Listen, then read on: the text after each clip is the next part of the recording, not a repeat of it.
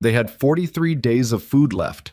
The snow hadn't even started yet. Silas and May Rowan came to Wyoming with a wagon, a dream, and the kind of stubborn hope that either builds empires or breaks people completely. By October of 1881, it was starting to look like the latter.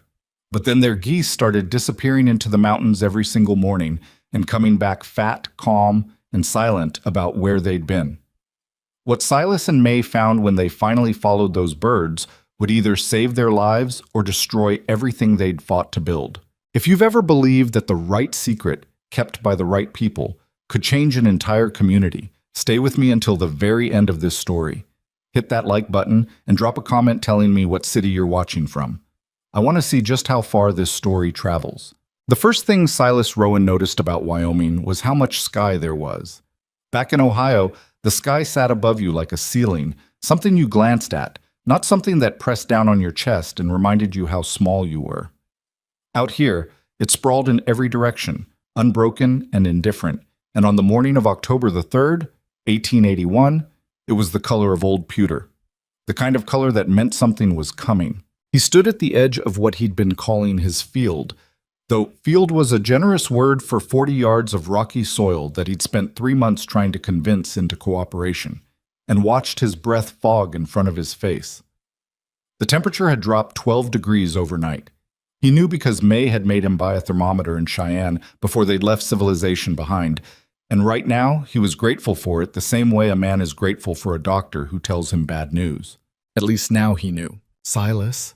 May's voice came from behind him, low and flat. Not the tone she used when she was asking him something. The tone she used when she'd already figured something out and was deciding how to tell him.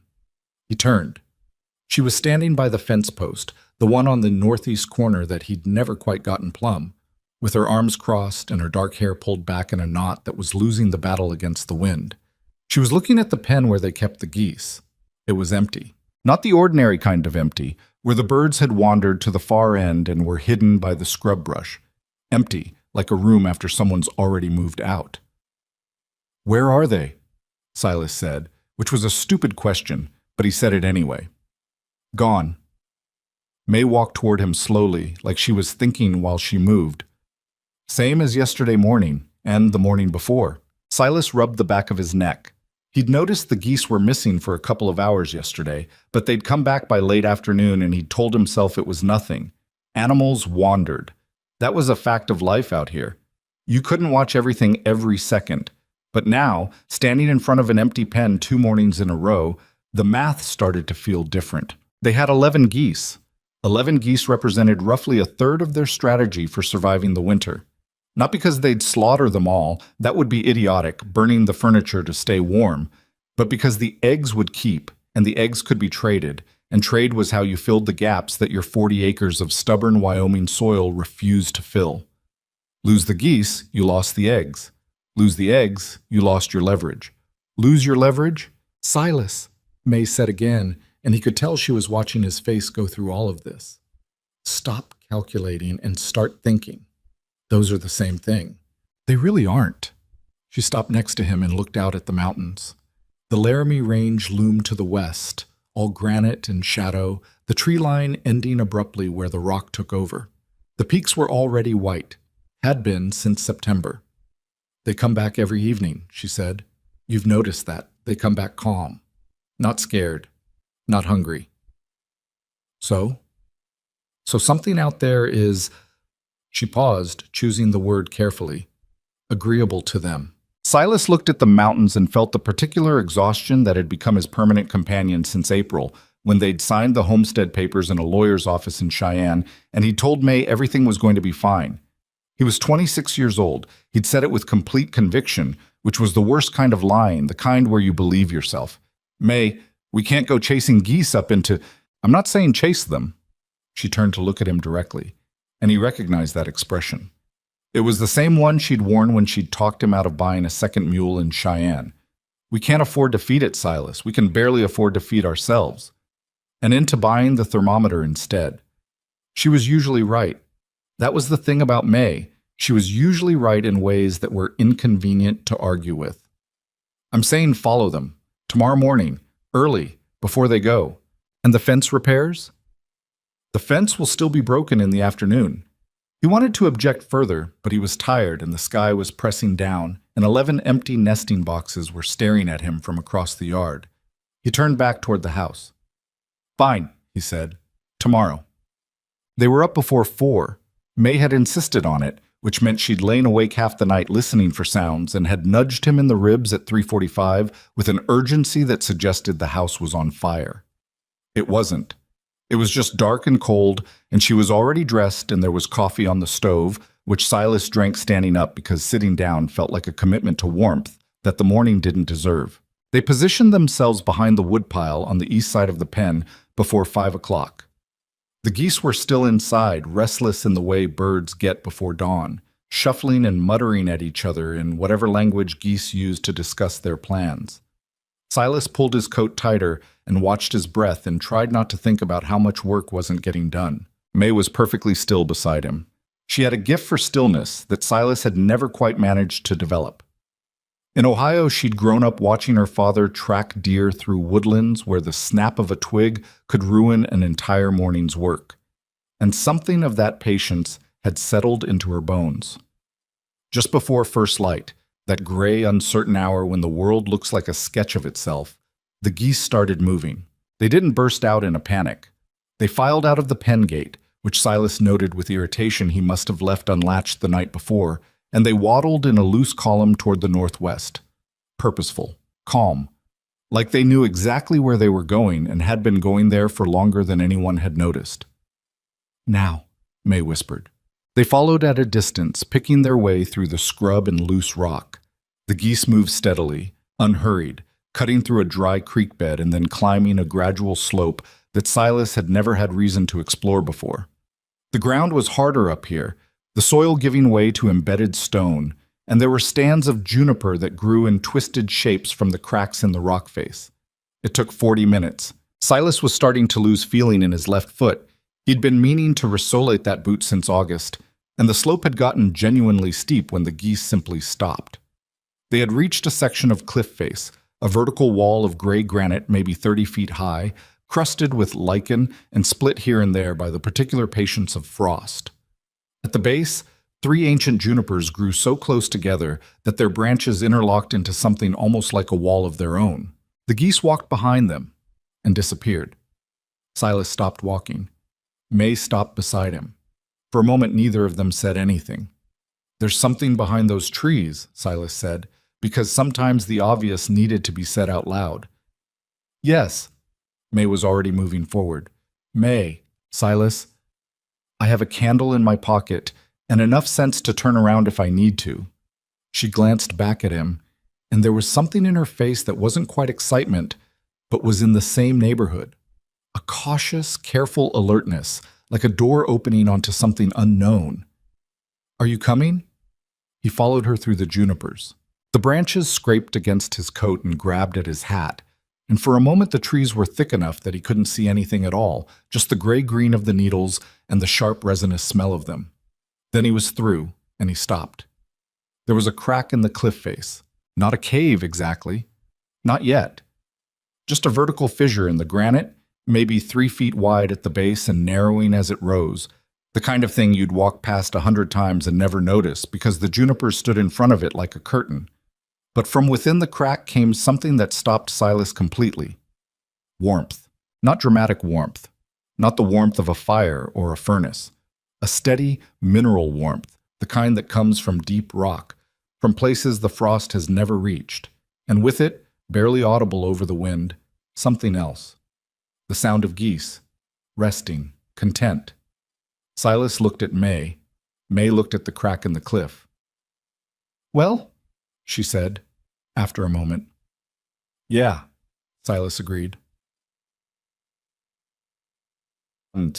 They went back to the house. This is the part that most people never understand about May Rowan. She could have gone straight in. Any other person might have. The pull of the unknown is strong, and they were desperate enough that a warm cave full of geese might as well have been a gift, something to be seized immediately and sorted out later. But May had grown up watching what happened to people who grabbed at things too quickly. Her father had lost 3 fingers to a bear trap he'd been too eager to reset. Her uncle had lost a farm to a business partner he'd been too grateful to question.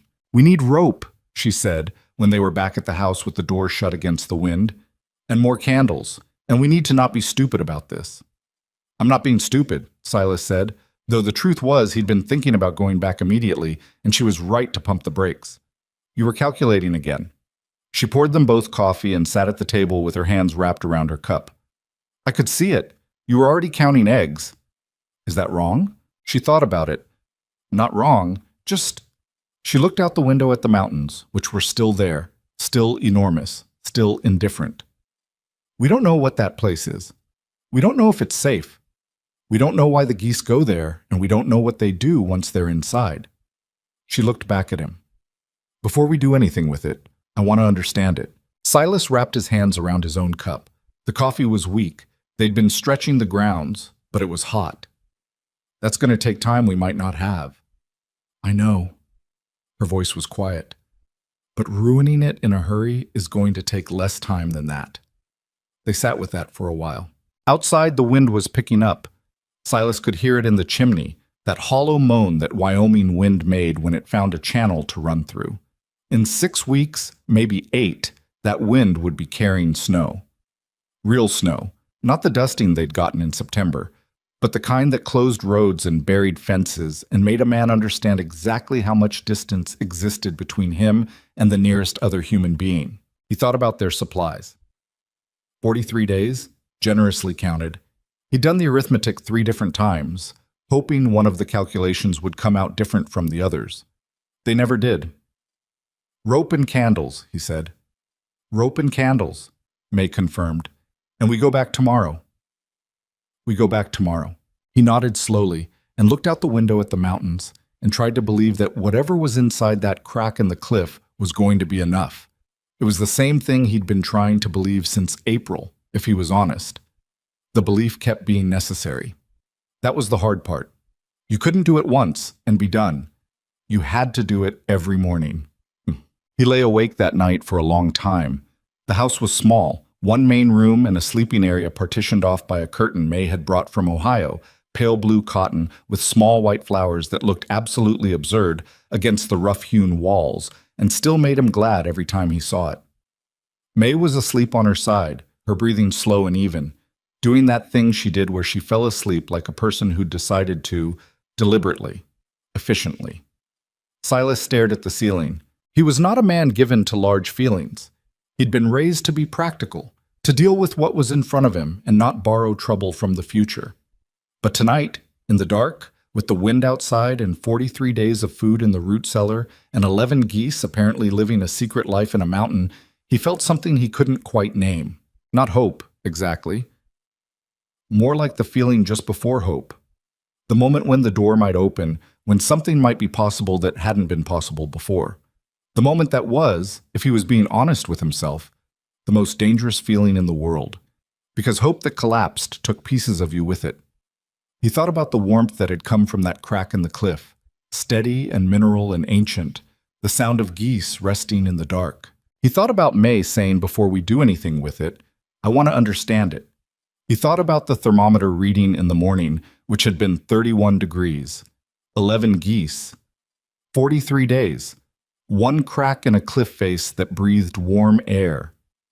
He made himself stop calculating and just listen to the wind until sleep finally came. 3 houses down the valley, down being a relative term, in a landscape where houses were separated by miles rather than lots. A man named Garrett Hoyle was doing his own arithmetic. Garrett had been in Wyoming for 6 years, long enough to know what a hard winter looked like from 50 yards away. And what he was looking at right now had all the markings. His cattle were restless.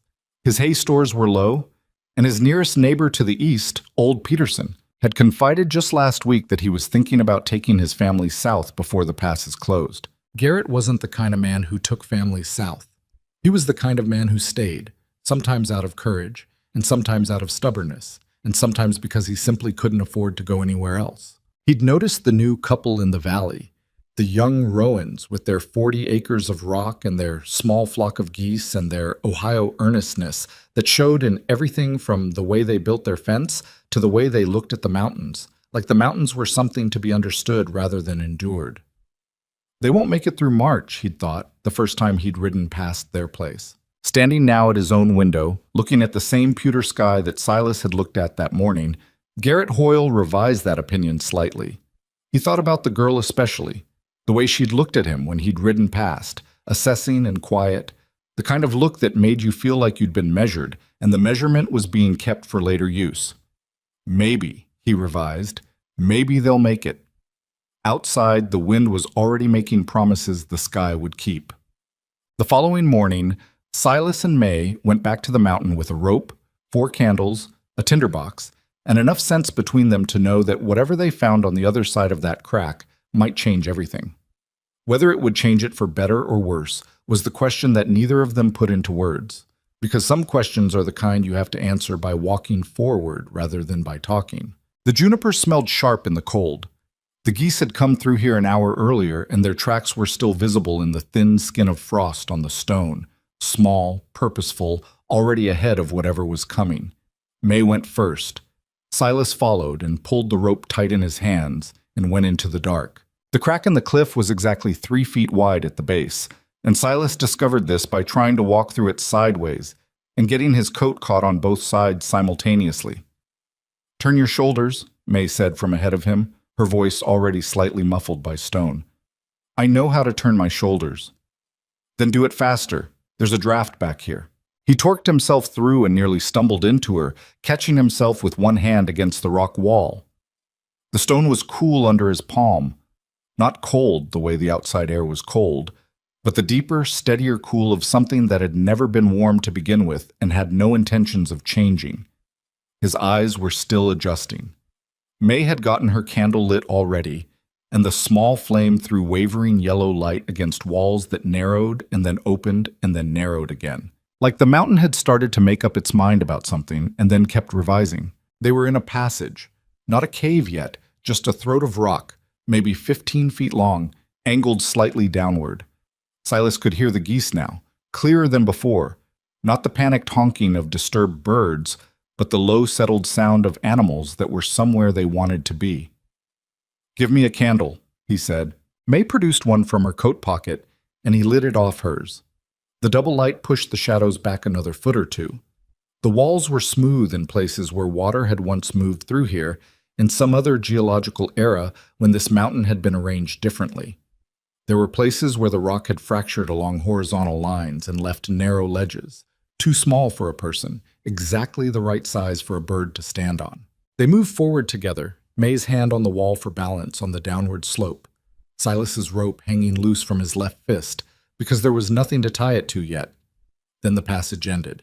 Not in a wall, in an opening. Silas stepped through behind May and stopped, and for a moment he forgot about the cold and the 43 days of food and the unrepaired fence and the boot that needed resoling. He forgot about all of it, because the chamber he was standing in had no room in it for any of that. It was enormous. That was the first thing, and it kept being the thing. The scale of it refused to settle into something his brain could comfortably categorize. His candle lit maybe 20 feet of it, and beyond that was more darkness, and the darkness had a quality to it that suggested continuation rather than walls. The ceiling rose above them in a dome shape, gray-brown rock studded with mineral deposits that caught the candlelight and threw back small, cold sparkles. The floor was uneven, but not chaotic, rising and falling in low shelves of stone, and in every low shelf, in every natural depression, in every crack and ledge and hollow that the rock offered. Geese. Hundreds of them. Maybe more. Nestled into the stone in that particular compact shape birds make when they are completely at ease. Heads tucked, eyes half closed, the occasional small adjustment of a wing. Their own 11 birds were among them somewhere, indistinguishable from the rest, already absorbed into the collective warmth and quiet of the place. May made a sound beside him. Not a word. Just a sound, soft and involuntary, the kind that comes out when language isn't fast enough. "May," Silas said quietly, "are those eggs?"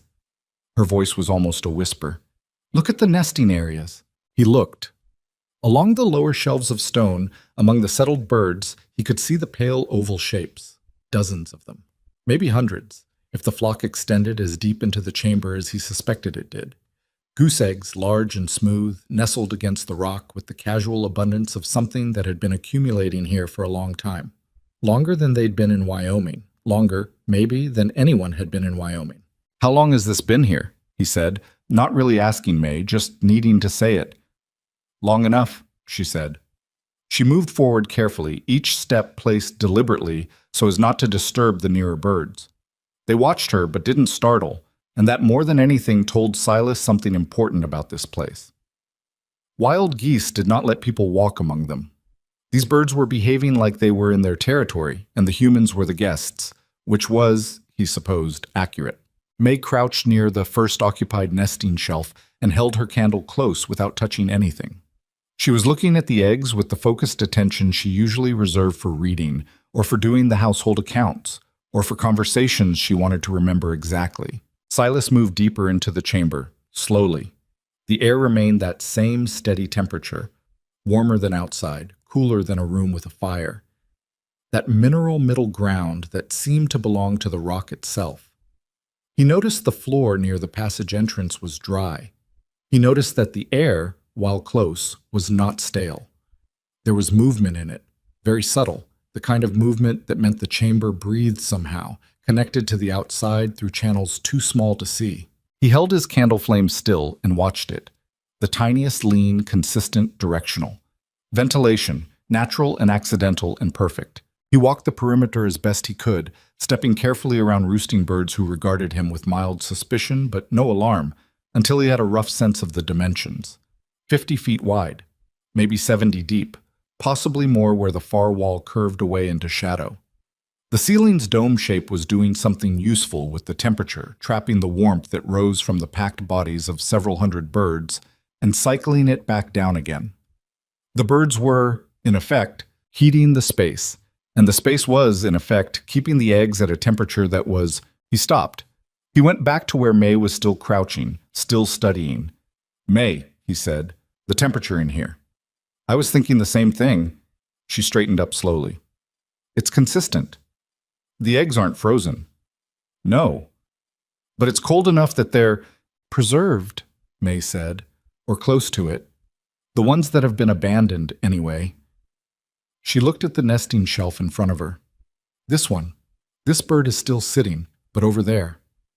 She gestured toward a section of stone where the shelf was wider and shallower, and where several eggs sat without any bird in attendance. "Those have been left. The bird moved on, or..." She didn't finish the sentence. "The point is, in this temperature, with the air moving the way it is, they'd keep a long time." Silas did the arithmetic. He couldn't help it. "How many eggs do you think are in this chamber?" "I'm not counting today." "I'm not asking you to count, I'm asking you to estimate." "Silas." Her tone was the same one she'd used the day before, the one that made him feel about 12 years old. "We are not making plans about this today. We are looking. We are learning. That is all we are doing today." He wanted to push back, but he looked around at the chamber, at the hundreds of birds, the accumulated eggs, the ancient stone that had been doing this quietly for longer than anyone had been paying attention, and he understood what she was getting at. The room had a particular feeling to it, the feeling of a thing that had worked perfectly well without anyone's help and might not survive the wrong kind of help. "All right," he said, "we look." They spent 2 hours in the chamber that first day. May used the stub of a pencil she kept in her coat pocket and the inside of her left forearm. She'd forgotten to bring paper, which would bother her later, to scratch notes about the layout, the bird behavior, the temperature differentials between the entrance passage and the deeper areas of the chamber. She counted the visible abandoned eggs with a quiet precision, tallying in groups of 5, pausing when birds shifted or when the candlelight wavered too much to see clearly. Silas explored the far reaches of the chamber, where the dome ceiling dropped lower and the shelves became denser, and the bird population was even more compact. He found the ventilation source near the back wall, 2 narrow vertical cracks in the rock, maybe an inch wide each, through which a thin thread of outside air moved continuously. He found a place where an underground spring had once flowed, long ago, leaving behind a shallow depression in the floor that was perfectly smooth and would hold water if it ever chose to return. He found, near the eastern wall, a section of stone that was warmer than the rest, subtly but distinctly, and he pressed his palm against it and held it there for a while and thought about what that might mean about what lay deeper in the mountain. He didn't say anything about that one yet. When they came back out through the passage and into the cold Wyoming morning, the contrast was almost violent. The air bit at the exposed skin of Silas's face, and he squinted against the gray light, and May stood beside him with her pencil notes on her forearm and her eyes slightly unfocused, the way they went when she was processing. "We can't tell anyone," she said. He hadn't expected that to be the first thing out of her mouth, but as soon as she said it, he understood it. "No," he agreed. "Not yet. Maybe not for a while." She looked at him directly. "You know what happens if word gets out that there's a chamber full of eggs in this mountain?" He did know. He didn't want to think about it, but he knew. A place like this, in a valley that was already starting to worry about the winter, would not stay private for long once a single person knew.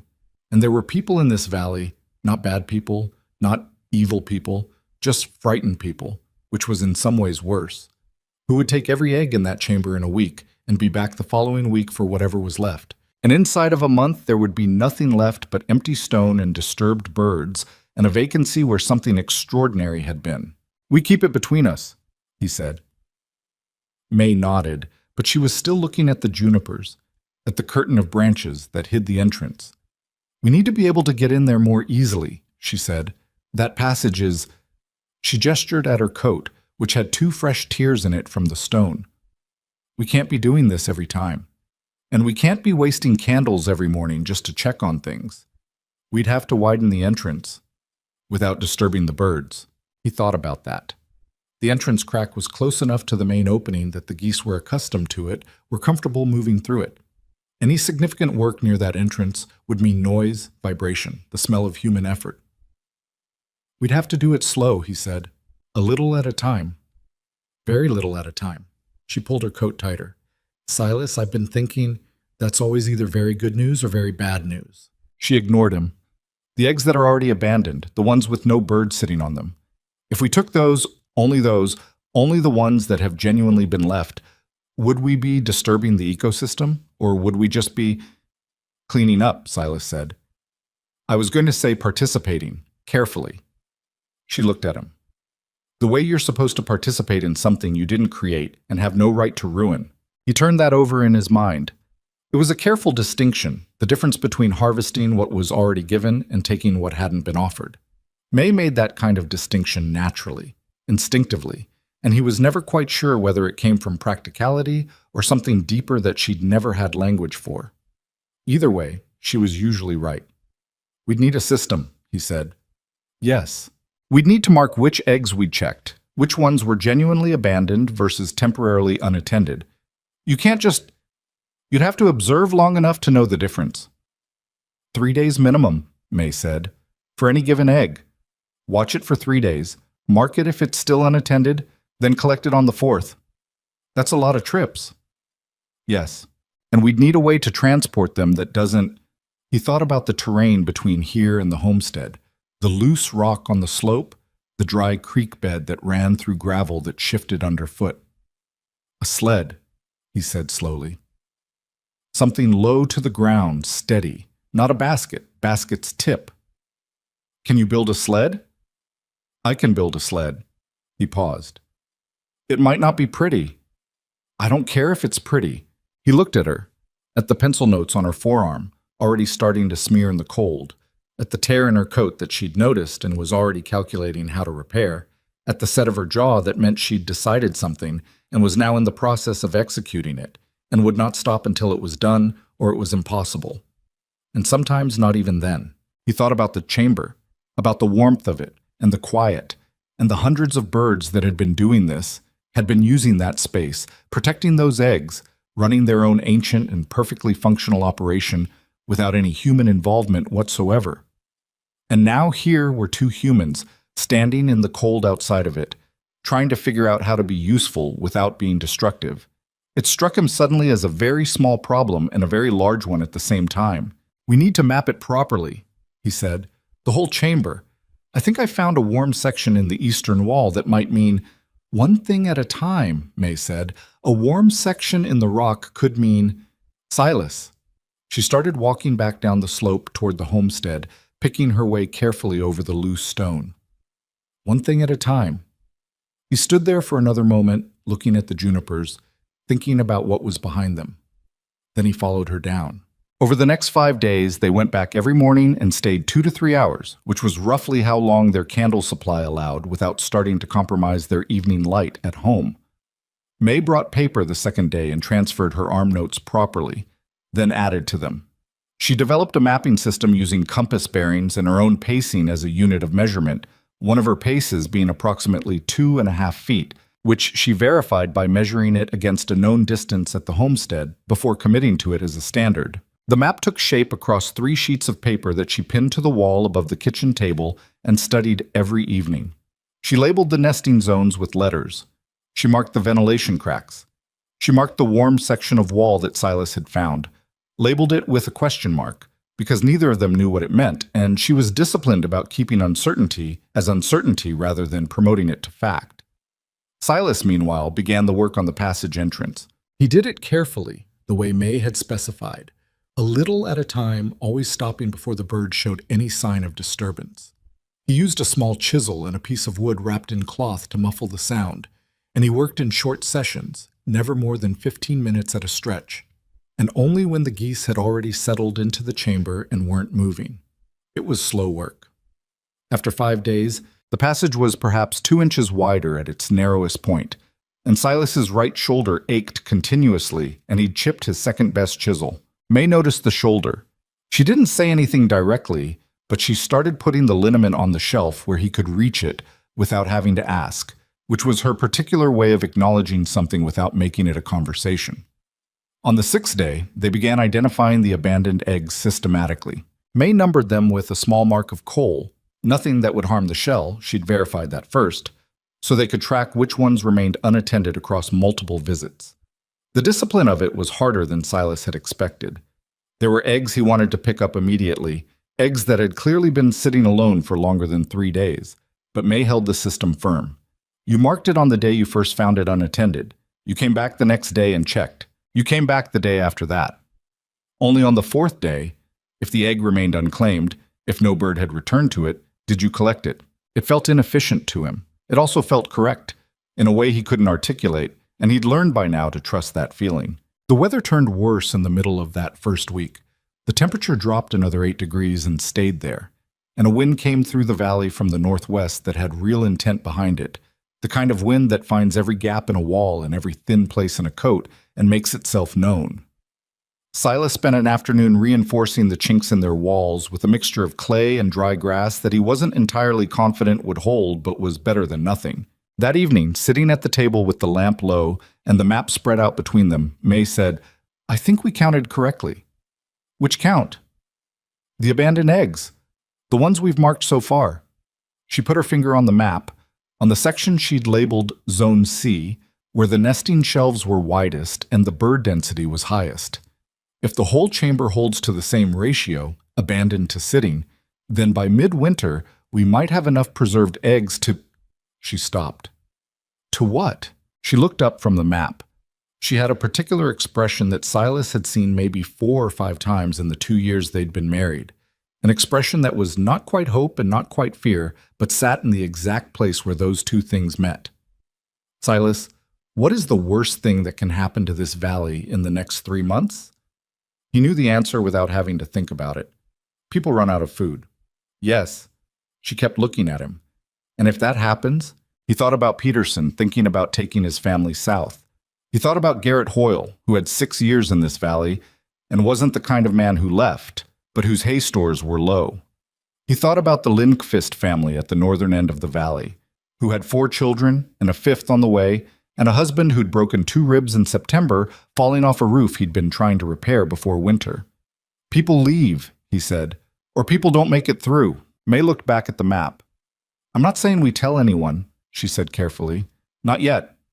I'm not saying anything changes about how we manage the chamber, but I want us to think about it as a possibility.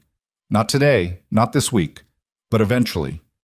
Silas looked at the map, at the careful letters and the question mark over the warm section, and the little coal mark numbers that May had tracked in a separate column on a piece of paper to the right of the main drawing. "One thing at a time," he said. She almost smiled. "One thing at a time." Outside, the wind was doing something that sounded like it was testing the walls, running its fingers along the seams, finding out what held. The lamp on the table burned steady. The map spread between them, precise and incomplete, like all honest maps of unknown territory. Neither of them slept easily that night, and for once it wasn't the cold that kept them awake. What kept them awake was the growing understanding that they had found something that was larger than them, and that being responsible for something larger than yourself is one of the loneliest, most necessary feelings in the world. The sled took Silas 4 days to build and looked, when finished, like something that had lost an argument with a woodpile. May walked around it twice without saying anything, which was either a good sign or a very bad one. The runners were uneven. The left one sat a 1/4 inch lower than the right, which Silas had tried to correct twice and made worse both times. The bed was solid enough, built from the straightest planks he'd been able to cut from the small store of lumber they'd been saving for a floor addition come spring. He'd padded it with burlap stuffed with dry grass, which would compress under weight and provide some cushioning against the rocky terrain between the mountain and the homestead. "It'll work," May said finally. "The left runner will work fine in snow." She crouched and looked at the runner in question. "It's uneven on flat ground, but snow will compensate. The drag will even out." Silas looked at it skeptically. He'd built things before that May had declared functional, and she'd been right more often than not. But there was something about this particular sled that bothered him in a way he couldn't entirely pin down. Maybe it was that so much depended on it now. It was the first week of November.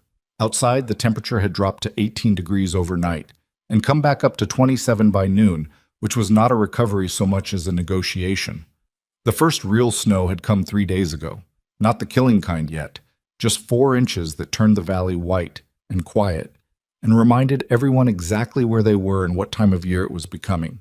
They had collected, as of that morning, 61 eggs. 61 eggs across 11 trips to the chamber, following May's 4-day observation system with a discipline that had cost Silas more than he'd expected. There had been mornings when he'd stood in the chamber looking at an egg that had clearly been sitting alone for 5 or 6 days. Any fool could see it was abandoned. And May had checked her coal mark numbering and said that one was first marked 3 days ago, not 4, and he had left it there.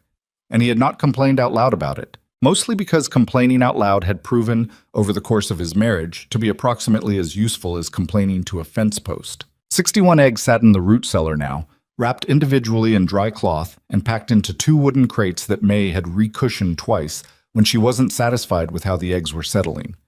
They were cool in the root cellar, but not frozen, which was exactly where May wanted them. She had also, in those same 11 days, completed the map.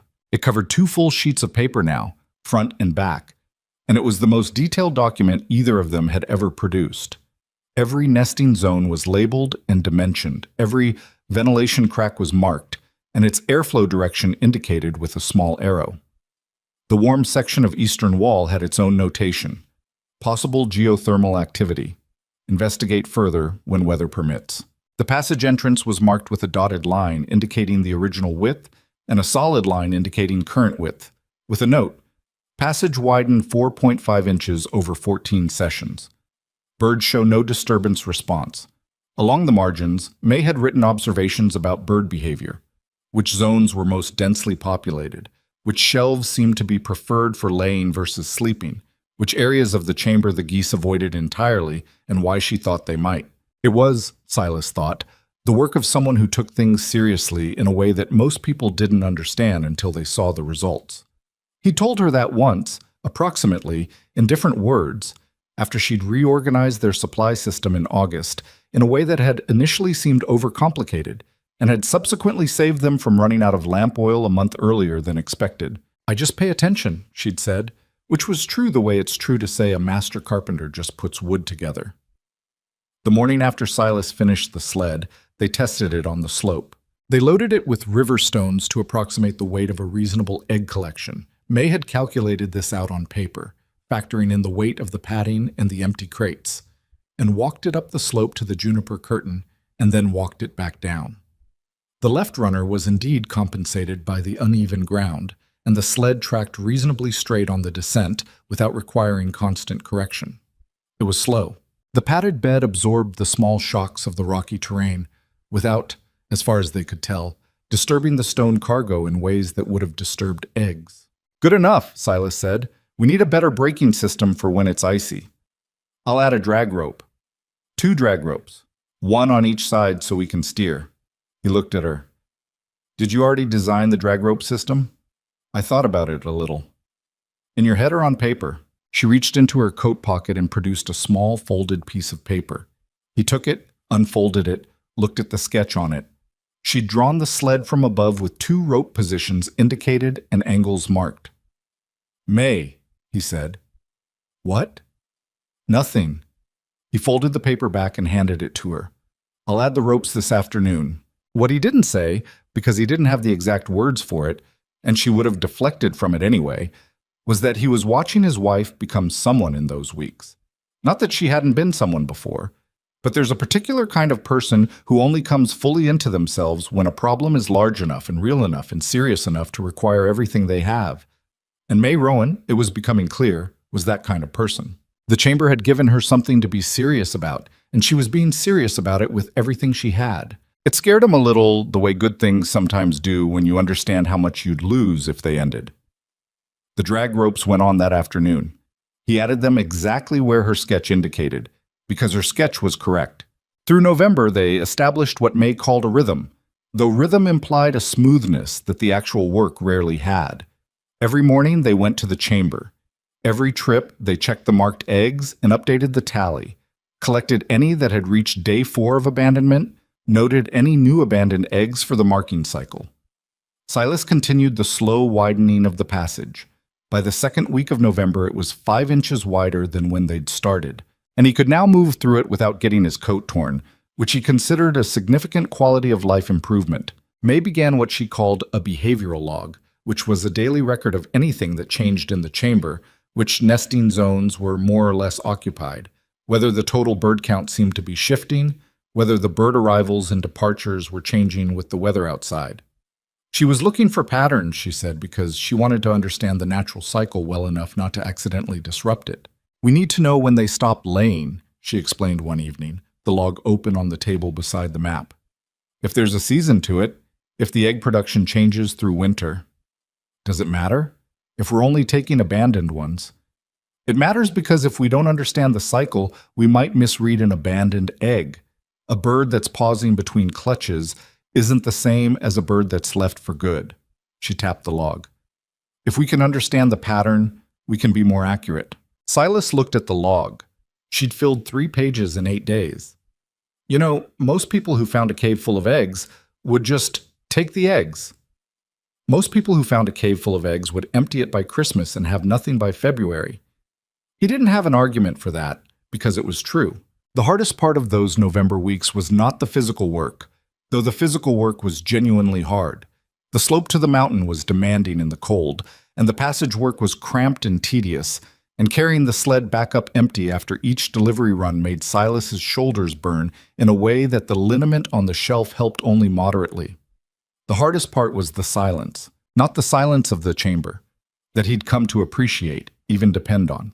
The silence of not being able to tell anyone. It expressed itself in small, uncomfortable moments. The Sunday in early November when Garrett Hoyle rode past and stopped to exchange weather observations and mentioned that his feed stores were running lower than expected, and looked at Silas with the particular look of a man who is not quite asking for help but is letting the door open. And Silas had said something about feed prices in Cheyenne and changed the subject, and watched Hoyle ride away and felt a specific kind of guilty discomfort that sat between his shoulder blades for the rest of the day. Or the morning May had ridden into the nearest town for supplies, a 6-hour round trip that she'd done alone because Silas needed to finish a section of wall repair, and had come back tight-lipped and said that Mrs. Peterson in the dry goods store had been crying quietly at the back counter and trying to hide it. And the shopkeeper had told May that the Peterson family was genuinely considering leaving before December. 4 children, May had said that evening, not looking at him. The youngest is 8 months old. Silas hadn't said anything. There wasn't anything to say that wouldn't have led somewhere neither of them was ready to go. The tension between the secret and the knowledge of what the secret could do, that was the weight that November put on them. Heavier than the cold, heavier than the work. They'd agreed to keep it. They'd agreed for good reasons. But good reasons don't make weight lighter. They just make it necessary to carry. What broke the stasis in the end was not a dramatic moment. It was an egg. Specifically, it was an egg that Silas found on November 19th, on a section of nesting shelf in Zone F that he'd been checking less regularly because it was in a far corner of the chamber and the bird density was lower there. The egg had no coal mark on it. He'd walked past it 4 times without marking it because on each of those 4 visits, he'd seen what he thought was a bird nearby, or assumed there was, in the poor candlelight, in the crowded and shifting population of the chamber. But when he crouched close to it that morning and held his candle steady, the egg was cold. Not cold the way an egg gets after a few hours alone. Cold the way something gets when it's been abandoned long enough to fully surrender to the ambient temperature of the room. It had been there, unclaimed, for longer than 4 days. Considerably longer. He sat back on his heels and looked at it. He thought about May's system, the mark and wait protocol that required him to notate the first day of confirmed abandonment and return 3 more times before collecting. By that standard, this egg, already definitively abandoned, already cold, should have been collected a week ago if he'd been watching it properly. He hadn't been watching it properly. He'd missed it. He picked it up carefully and held it and felt the weight of it, which was substantial, and the temperature of it, which told him everything he needed to know about its viability, and he put it in the collection bag and stood up and walked back to where May was working in Zone B. "I found a cold one," he said. She looked up. "Where?" "Zone F. Far corner. I missed it somehow." He paused. "May, it was cold all the way through. It's been abandoned a long time." She didn't say "I told you so" or "that's why the system matters" or anything that would have been technically accurate, but not what he needed in that moment. She just looked at him evenly and said, "How far into the corner?" "Past the big shelf, where the ceiling drops." "We need to extend the check pattern to cover that section more consistently." "I know." He looked at the bag where the egg was. "We're also, May, we're falling behind where we could be with the collection. The 4-day system is right, but we're not covering the whole chamber systematically. We're missing things." She was quiet for a moment. Around them birds shuffled and settled, the low background sound of the chamber that had become as familiar to them as the sound of wind in their own chimney. "What do you suggest?" she said. He'd been thinking about it on the walk over from Zone F. "We divide the chamber. Like your zones, but more formal. Each zone gets its own dedicated check day. We rotate through them, same order, same timing. Nothing gets checked less than every other day." May considered this. That means more trips. Or longer trips. We stay in here 2 hours instead of 1.5. The candles. We can render down the tallow from... He stopped, did a quick calculation. "We've got enough fat from the last 2 geese to add another 40 minutes of candle time per day if we're careful about the wicks." She looked at the zone map she kept folded in her pocket, unfolded it, studied it. He watched her eyes move across the paper, making adjustments in her head. She had the map memorized. He was fairly sure of that, but she liked having it in front of her anyway, the way some people like to see a problem written down even when they already know the answer. "All right," she said, "but we need to recheck Zone F entirely first. Mark everything fresh, start the clock again on anything that's been abandoned." "Agreed." "And Silas." She looked up from the map. "If you're not sure whether a bird is sitting or just nearby, mark it. Mark it and come back, even if it costs us a day's collection." He nodded. "I know. I'm not..." She paused. "I'm not criticizing you. I missed things too. In Zone D last week, there was I thought I counted 17 birds on the eastern shelf. I went back and counted again yesterday, and there were 14. Either I miscounted or 3 birds shifted zones and I didn't note it." She folded the map. "We're both learning." That was true. That was the particular truth of all of November, that they were learning something nobody had taught them, and there was no manual for it. And every mistake they made was a mistake they'd made in a place they were trying not to damage, which was a specific kind of pressure that made ordinary mistakes feel heavier than they deserved to. The revised zone system went into effect the following day. May renumbered the zones on the map, expanding from 6 to 9 to account for the corners and lower shelves that had been informally included in larger zones before.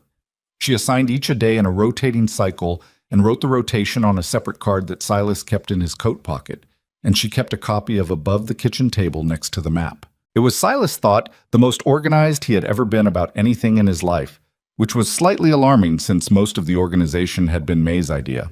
The practical effect was immediate. In the first week under the new system, they collected 44 eggs, nearly as many as they'd collected in the entire previous 3 weeks combined. Not because there were more abandoned eggs, but because they were actually finding them. The chamber was yielding what it had always been willing to yield. They'd just finally gotten thorough enough to receive it.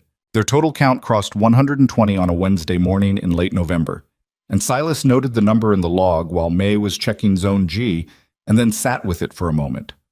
120 preserved goose eggs. He did the arithmetic. He couldn't stop himself. He'd been doing it in the back of his head since October. 1 egg fed a person adequately for a meal. At that rate, with careful rationing, 120 eggs fed a family of 4 for 30 days, or 3 families for 10 days each. Or if you were thinking about a whole valley that was looking at a winter that showed no signs of mercy. He stopped calculating when he heard May's boots on the chamber floor coming back from Zone G. 47 in the zone, she said. 8 new to mark. 2 ready to collect. She stopped when she saw his expression. What? We're over 120. She sat down on the low shelf across from him, not on the bird side, on the clear stone section they'd started using as a kind of work area, smoothed slightly by their own repeated sitting. She was quiet for a moment. The candles threw their shadows large against the dome ceiling. I've been doing the math, she said finally, in my head, at night. So have I. And I think we already know what we're going to do with them, he said. We're just not saying it yet. May looked at her hands, which were rough now, in a way they hadn't been in Ohio, cracked at the knuckles, permanently carrying the faint gray of the mountain's mineral dust, regardless of how carefully she washed. She'd stopped being upset about that sometime in October. The Peterson family, she said, and Hoyle, and the Lindqvists. We can't do it openly. If we show up with 100 eggs and people start asking where they came from, we don't have to explain everything, Silas said. We just have to deliver food. May looked up at him. And when they ask? Hoyle especially, he'll ask. He's not the kind of man who takes something without wanting to understand where it came from. Then we tell him we've been managing our flock more carefully than expected, and we have surplus. He met her eyes. Which is true. It's not the whole truth. No. He was quiet for a moment. May, I'm not talking about lying to people. I'm talking about when a person is hungry enough that their children are at risk, you don't make them sit through a full explanation before you feed them. She was silent long enough that the candle nearest her burned down a quarter inch. 3 families, she said finally. To start, quietly. No announcement, no, we just go. We knock on the door and we leave what we have and we deal with the questions later.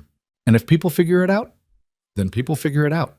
She stood up, dusted the stone dust from her coat. But the chamber comes before the secret. Protecting that comes first. Anyone who learns about it has to understand that before they learn anything else. Silas looked up at the dome ceiling, at the shadows moving in the candlelight, at the hundreds of birds making their low, steady sounds in the dark. This place had existed for longer than anyone now alive had been alive. It had been doing what it did, providing what it provided, without anyone's interference or oversight or protection. And now it had 2 people who knew about it, who were trying very hard to be the right kind of knowing. The weight of that had not gotten lighter. It had gotten more familiar, which was different. You got used to the shape of it, the way you got used to the shape of a tool that fit imperfectly in your hand. Not comfortable, just known. He stood up too, picked up the collection bag, checked that the padding was adequate, began the slow walk back toward the passage. Silas, May said from behind him. He stopped. We're not going to get this perfect, she said. Whatever we decide, however we do it, we're going to make mistakes. I know. I just want to say that out loud before we go further, so neither of us is surprised when it happens. He turned around and looked at her in the candlelight, in this underground place that had become, in the space of 6 weeks, more familiar to him than almost anywhere he'd ever lived. She was right. They were going to make mistakes. They already had, and there would be more. Okay, he said. We know that. Now let's go home. The passage out was easier than it had been, wider now, the stone walls no longer grabbing at their coats. Silas had done that, one careful inch at a time, over the course of weeks. Not perfect, not fast, but changed slightly toward something more workable. The cold outside hit them like it always did. That familiar assault of Wyoming November.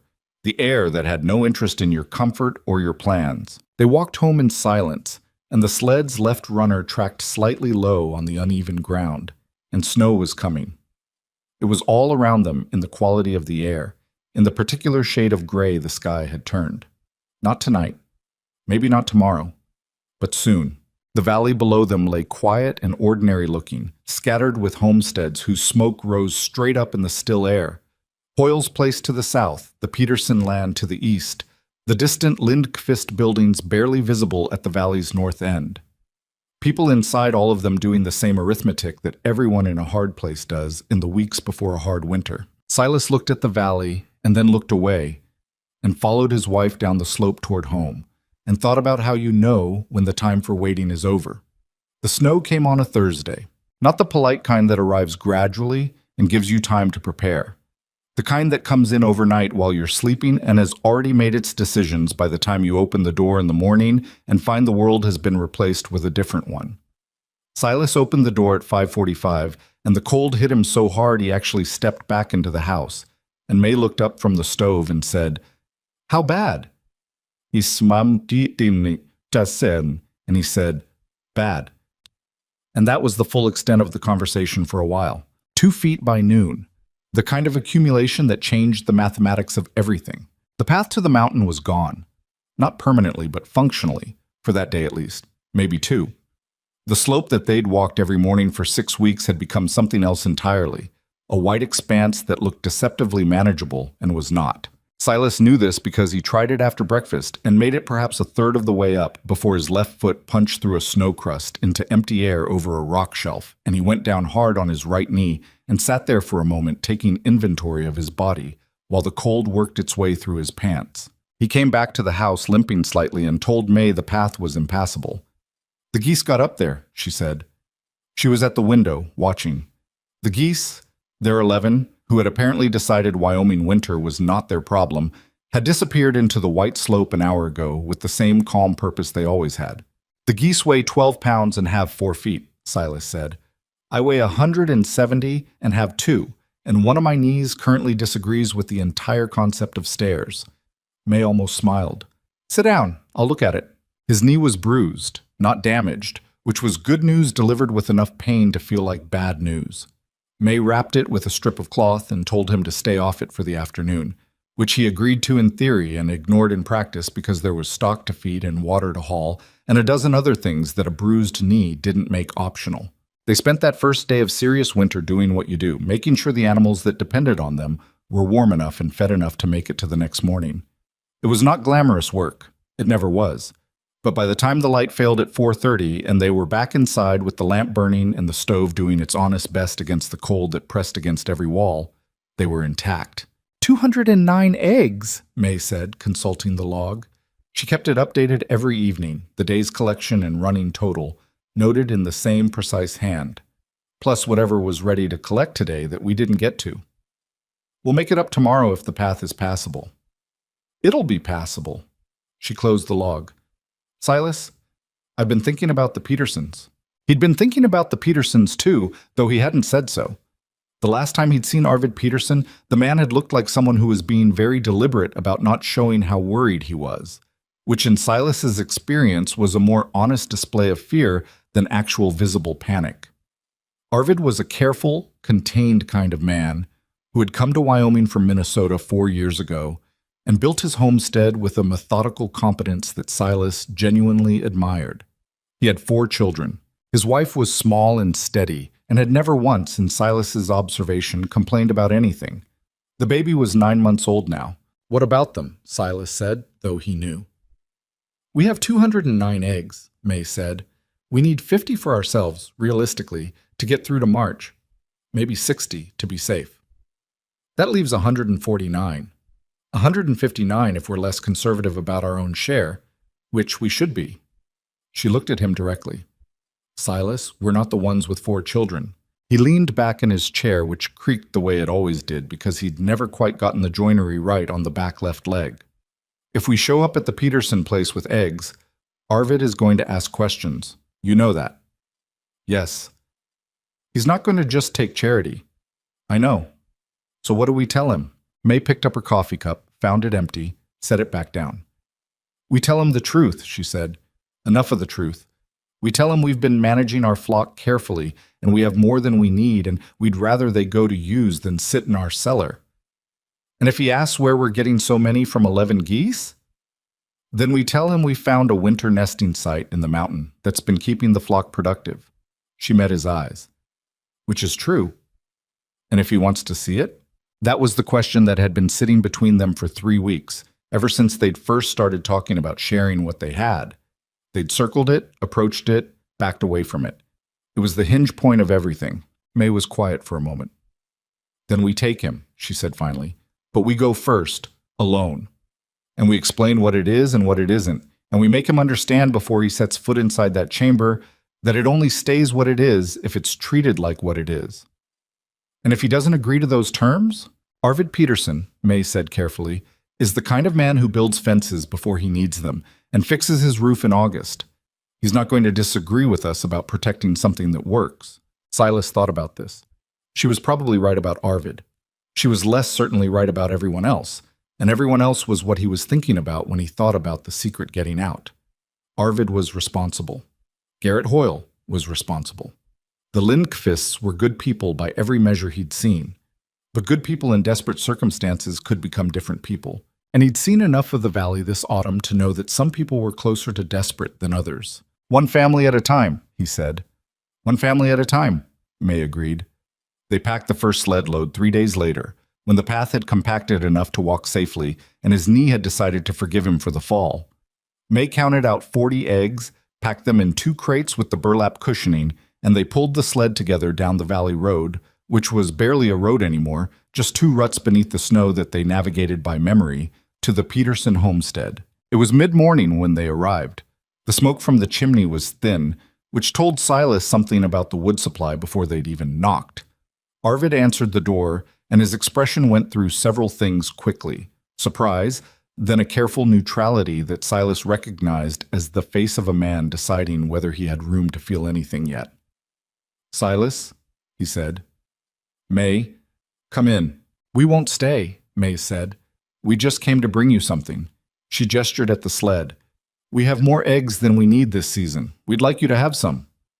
Arvid Peterson stood in his doorway and looked at the sled. Then he looked at May. Then at Silas. It was a long look, the kind that takes stock. That's a fair number of eggs, he said. We've been managing our flock carefully, May said. Found a site in the mountain that's kept them productive through the cold. We have surplus.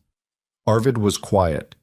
From inside the house came the sound of a child, and then his wife's voice, low and soothing. Clara's been worried, he said, not quite to them, not quite to himself. About the stores. I know, May said. I don't take charity well. It's not charity, Silas said. You do the same for us. You probably will before this winter's done. Things even out. That landed differently than Silas had expected. Something in Arvid's face shifted, not softened exactly, but unlocked. He stepped back from the door. Bring them in, he said, and have some coffee. Clara will want to thank you herself. Clara Peterson was 28 years old and had the eyes of someone 10 years older, the kind of eyes that have seen enough hard seasons to have filed away the information and moved on. She was nursing the baby when they came in and didn't stop or apologize for it, just looked up and said, 40 eggs. That's going to help a great deal, as if she'd known before they'd even unpacked the crates. Clara, Arvid said, I'm not going to pretend I don't know what 40 eggs means to us right now. She looked at May directly. Thank you. May said, we'd do it again. We probably will.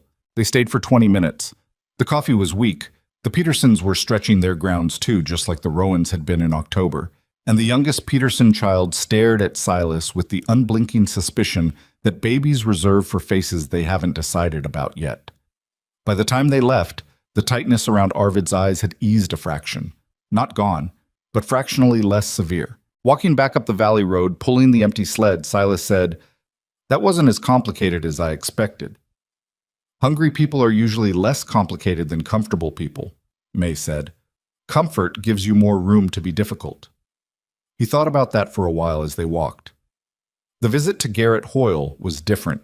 Hoyle came to the door before they'd knocked, because he'd seen them coming from half a mile away.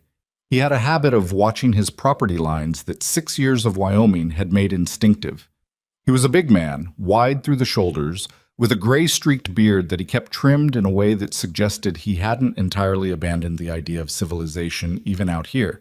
He looked at the sled and looked at them and said, "Well," in a tone that contained a complete question. "We've got more than we need," Silas said. "Eggs," Hoyle said. "Yes, a lot of eggs for 2 people and 11 geese." "We found a mountain site," Silas said. "Keeps the flock producing through winter." Hoyle looked at him steadily, then at May, then back at Silas.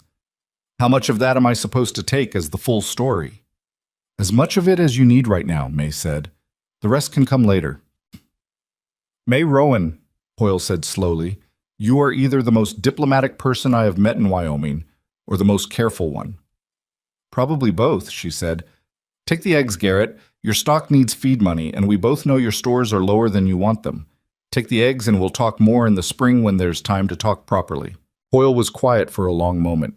He looked at the mountains, at the particular section of the Laramie Range that rose behind the Rowan homestead, white now and severe against the gray sky, and something moved through his expression that Silas couldn't quite read.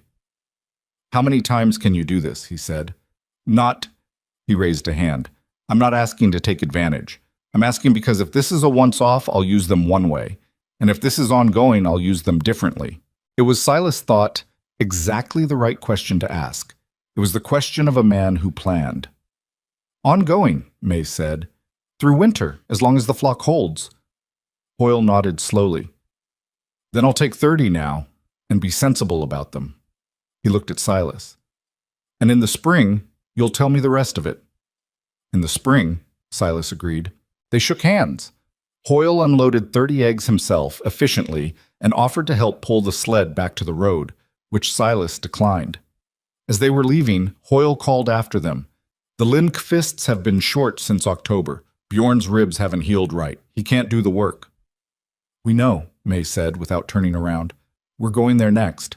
The Lindqvist visit was the hardest of the 3, not because Bjorn or his wife Ingrid were difficult, but because the evidence of need there was more visible. The fence around their yard was half repaired and frozen in place that way.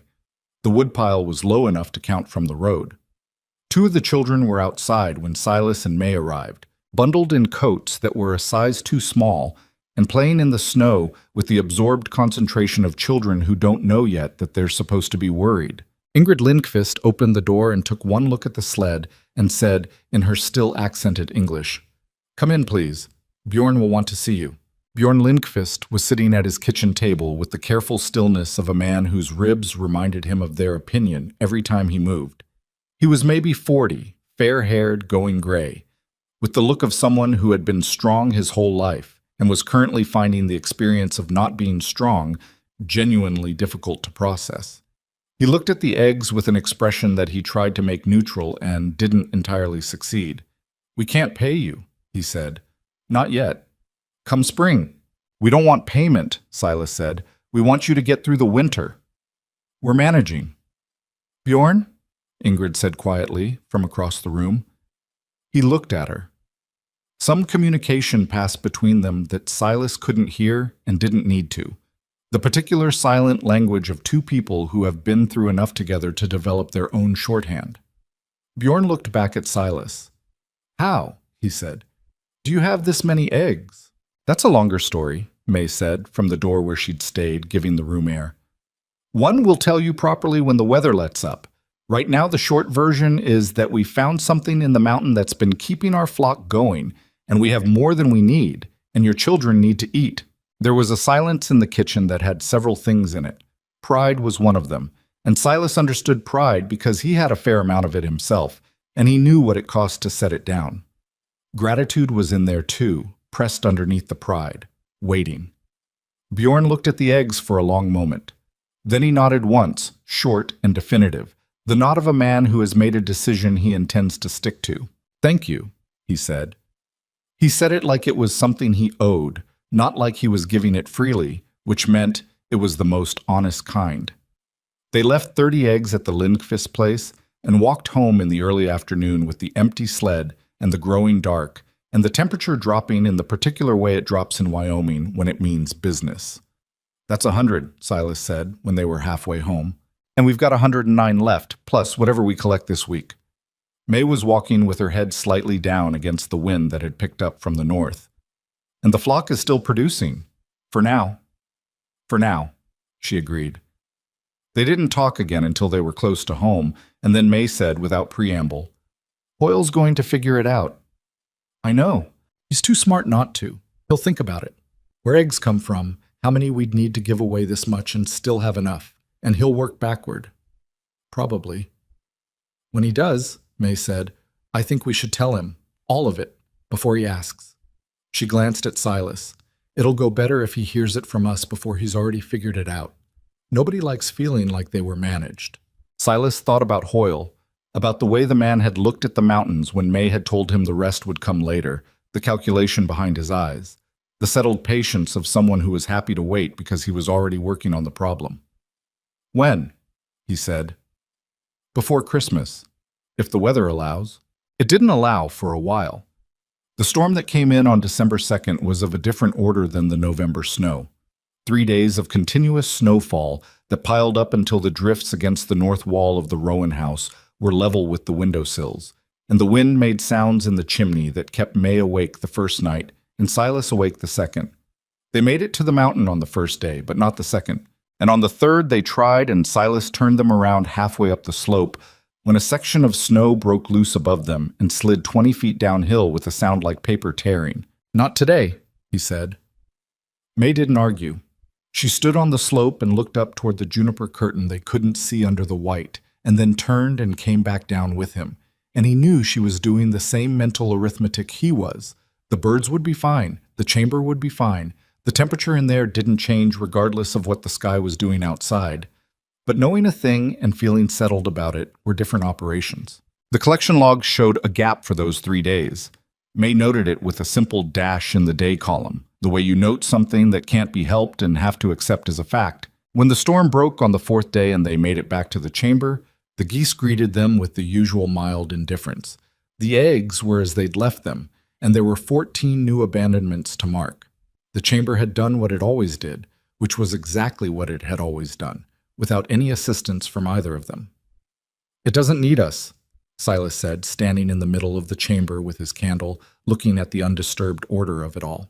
"That's the point," May said. "We need it, not the other way around.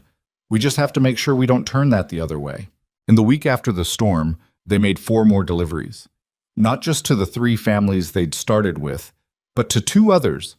The Olson family, whose husband had written to his brother in Iowa and received no reply and was now sitting with the specific fear of someone who has stopped expecting good news, and the widow Haskell, who lived alone at the far eastern edge of the valley with a stubbornness that the whole valley admired, and a food situation that Silas had learned about indirectly through a conversation May had had with Clara Peterson, who had heard it from Ingrid Lindqvist, which was how information moved in isolated places. The widow Haskell was 71 years old, had buried 2 husbands and 3 children, and had been in Wyoming since before there was a Wyoming territory to speak of. She opened her door when Silas and May arrived and looked at the sled and said, "I was wondering when someone would get around to it." "Ma'am," Silas said, "someone doing something useful." She stood aside to let them bring the crates in. "I've been watching the smoke from your chimney all autumn, regular, even through the worst of it. Either you 2 are the most cold-blooded people in the valley, or you've sorted something out that the rest of us haven't." May set down her crate and looked at the old woman with an expression that was partly amusement and partly respect. "We got lucky," she said. The widow Haskell looked in the crate. 40 eggs. That's more than lucky." She looked up. "I won't ask, but I want you to know that I'm guessing, and I've probably guessed most of it right.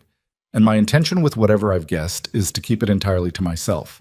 They stood in her kitchen while she made them tea that was stronger than anything Silas had drunk since leaving Ohio, And she told them about 2 previous hard winters she'd lived through in this valley, and what had gotten people through them and what hadn't. She talked about community the way someone talks about a tool, practically, with specific examples of where it worked and where it failed and what the failure mode looked like. The worst thing, she said, isn't when people don't have enough. It's when they have enough but they don't know it, when the fear gets ahead of the reality. She looked at May. What you're doing, keeping the fear down, that's harder work than the eggs. They left her house in the early afternoon and pulled the sled home through the cold, and neither of them said much for a while. It was Silas who spoke first. She knows. She's known for weeks, probably, May said. She's just kinder about it than asking. Do you think she'll say anything? No? May was quiet for a moment. People like her, people who've seen enough winters. They know the difference between a secret that hurts people and a secret that keeps things working. She's not going to break something that's working. On December 18th, Garrett Hoyle appeared at their door. He came alone, without announcement, in the early evening when the temperature had dropped to 4 degrees, and his presence at the door was accompanied by a significant quantity of cold air that May immediately moved to shut out by getting him inside as fast as possible. He sat at their table with his hat in his hands and looked at the map on the wall. The full chamber map, with its zones and labels and May's marginal notes, which they hadn't taken down because it simply hadn't occurred to them to hide it in their own home. And he was quiet for a long moment. Mountain site, he said. Yes, Silas said. In there. He gestured at the map without looking away from it. That's the chamber. Yes. Hoyle studied the map for another long moment.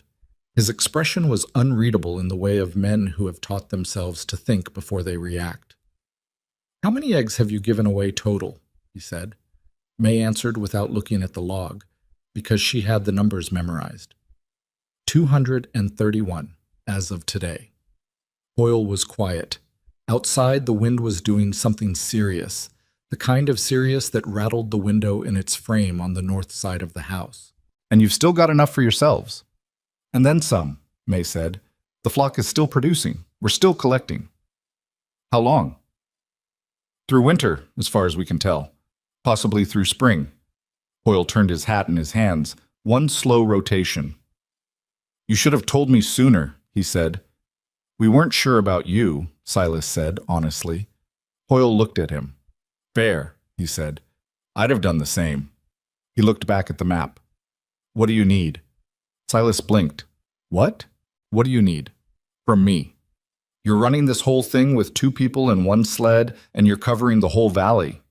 He put his hat on the table. My feed situation has stabilized, thanks to your eggs giving me money to buy what I was short on. I've got time, and I've got a horse that can pull a heavier sled than yours. What do you need? May looked at Silas. Silas looked at May. It was the look of 2 people who had been carrying something alone for long enough that the offer of help landed strangely, not unwelcome, but requiring a moment to process. We need deliveries on days when the weather makes the mountain inaccessible, May said. If we can't get to the chamber but we have eggs in reserve, someone needs to get them to the families who need them most. I can do that. And we need someone who understands what the chamber is before they see it, she said, because if you see it and your first thought is how much can we take, then you're the wrong person for this. Hoyle looked at her steadily. My first thought when I see something that works, he said, is how do we keep it working? I've been ranching long enough to know the difference between an asset and a resource you're burning through. He paused. Show me tomorrow, if the weather holds. Tomorrow, Silas said, if the weather holds. The weather held. Barely, grudgingly, the way Wyoming weather holds things, with the constant implication that it could change its mind. They took Hoyle up the slope in the morning, through the juniper curtain, down the passage that was wider now by nearly 6 inches from Silas's months of careful work, and into the chamber. Hoyle stood in the entrance of the chamber for a long time without moving. He held his candle and looked at the dome ceiling and the nesting shelves and the hundreds of birds and the accumulated eggs, and his face went through something private that he didn't share and Silas didn't ask him to. When he finally spoke, he said, How long has this been here? Longer than we have, May said. By a lot? Probably. Hoyle nodded slowly. He walked further in, carefully, not disturbing the birds, moving with a rancher's practiced economy of motion around animals. He looked at the marked eggs, asked May to explain the system, listened to her explanation of the 4-day protocol without interrupting, and when she finished, he was quiet for a moment and then said, "That's smart." "It's necessary," May said. "Without it, we'd take eggs that shouldn't be taken. Mess up the cycle. I understand." He walked back to where they were standing. "Who else knows about this place?" "Nobody," Silas said. "Not specifically. Some people have guessed parts of it." "The widow Haskell," Hoyle said. "How did you know?" "Because she's the smartest person in this valley, and she's been watching you two all autumn." He almost smiled. "She told me she thought you'd found something useful in the mountain. Didn't say what. Said it was your story to tell." Silas thought about the old woman in her kitchen, drinking her strong tea, talking about fear getting ahead of reality. "She's a good judge of what to say and when," he said. "She's been in this valley longer than most of us have been alive." Hoyle looked around the chamber one more time. "What are your terms?" "For me, helping with deliveries." "We're not in the business of terms," May said. "We just need to know you understand the chamber comes first. Every decision gets made based on whether it protects this place, not on whether it's convenient, not on whether it benefits any one family more than another." "The community," Hoyle said. "The community," she agreed, "but only insofar as the community doesn't compromise this." She gestured at the dome ceiling, the birds, the ancient stone. "This was here before us. It'll be here after us, if we're careful." Hoyle was quiet for a moment. Then he said, "You two came out here from Ohio, what, 7 months ago?" "8, Silas said. 8 months. He looked at them both, at May with her map in her coat pocket, at Silas with the chisel marks still faintly visible on his hands from months of slow, careful work on the passage walls. "You know what I thought when you first showed up in this valley?" "I think I can guess," Silas said. "Probably," Hoyle said. "And I was wrong." He extended his hand to Silas, then to May. "Tell me where the deliveries are most needed this week, and I'll start tomorrow." They came back out through the passage into the Wyoming cold, all 3 of them, and the sky above was the color it gets before more snow, that particular committed gray, and the valley below held its scattered homesteads and their thin columns of smoke, and the human effort of people trying to stay alive in a place that was not especially interested in helping them. "Haskell first," May said. "She's been stretching the last batch further than she should have. Then Lindqvist. Bjorn's ribs still aren't right, and they need more than we've been leaving." Hoyle nodded, already calculating the route in his head, the order that would make the most sense on horseback in the kind of weather that was coming. "I'll take the northern run," he said. "You do the closer ones." Silas looked at the sky. More snow coming, more cold. More of the valley drawing in on itself the way people do when the world outside gets too hard and the inside of the house becomes the only manageable geography. But also a chamber full of warmth and eggs and ancient patient birds that had been doing this long before anyone needed them to. Also, a map on a wall and a log with accurate numbers and a sled with 2 drag ropes and a system that worked because they'd made it work one careful day at a time. Also, now, a neighbor who understood the difference between taking and protecting. It wasn't enough to stop worrying. It never was. But it was something real, and real things, Silas had learned this in 8 months of Wyoming, were worth more than any number of theoretical comforts. He followed May and Hoyle down the slope toward the valley, the sled tracking crooked on the left runner the way it always did. And the snow was coming, and they had work to do. Part 5 lưu ý. Viết 4.000 đến 4.500 từ liên kết liền mạch với các phần trước trong câu chuyện. Pha hội thoại tạo thành một câu chuyện liền mạch khi ghép lại. Mỗi phần liền mạch với phần trước, không giới thiệu lại câu chuyện ở đầu phần mới. Liên kết các phần của câu chuyện một cách liền mạch. Sử dụng câu chuyện tiếp giữa các phần. Duy trì chủ đề, tránh ngắt quãng đột ngột, không sử dụng gạch đầu dòng hoặc tiêu đề phụ, phong cách kể chuyện Mỹ, Hoa Kỳ, giống văn giàu cảm xúc. Kể theo ngôi thứ 3, giữ đồ kịch tính không viết, lan man, có quan điểm cá nhân, thông điệp, bài học, góc nhìn con người. Nhân vật không hoàn hảo, hội thoại tự nhiên, tránh ngôn ngữ văn chương, sáo rơi và cụm từ AI điển hình. Viết như nhà văn chuyên nghiệp, không như AI cố gắng nghe sảng, có yếu tố con người, cấm miêu tả qua mượt mà và hoàn hảo, Phần 5 giải quyết hết vấn đề và kết thúc trọn vẹn câu chuyện. Câu chuyện không nhắc đến Chúa. Lưu ý trả lời trong mục tin nhắn không nhảy sang document, chỉ đan bắt buộc không được xuất hiện trong nội dung truyền. Đây là một câu chuyện điện ảnh hoàn toàn hư cấu được tạo ra chỉ nhằm mục đích giải trí.